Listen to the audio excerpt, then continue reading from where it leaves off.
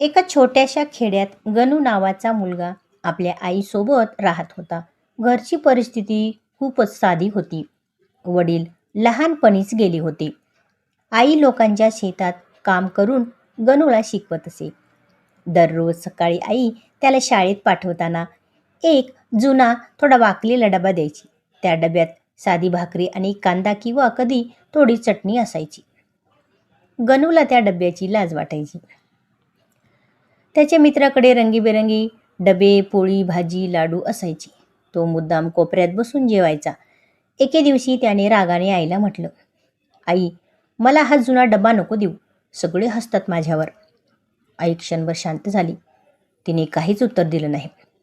दुसऱ्या दिवशीही तिने तोच डबा दिला. काही वर्षांनी गणू मोठा झाला. खूप अभ्यास करून शहरात नोकरीला लागला. मोठं घर, छान कपडे, गाडी सगळं मिळालं. पण आई मात्र गावातच राहिली. एक दिवस बातमी आली, आई खूप आजारी आहे.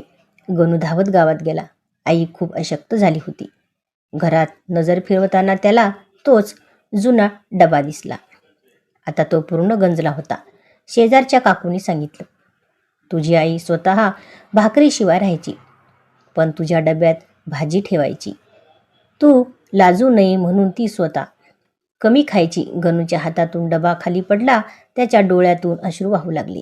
तो आईजवळ बसून रडत म्हणाला, "आई, माफ कर मला.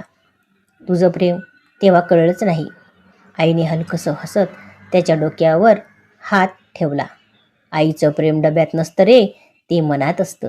काही दिवसांनी आई गेली, पण गणूने तो जुना डबा आयुष्यभर जपून ठेवला. कारण तो डबा म्हणजे आईचं निस्वार्थ प्रेम होतं. बोध: आई वडिलांचं प्रेम कधी कमी समजू नये. त्याग नेहमी दिसत नाही, पण तो आयुष्य घडवतो.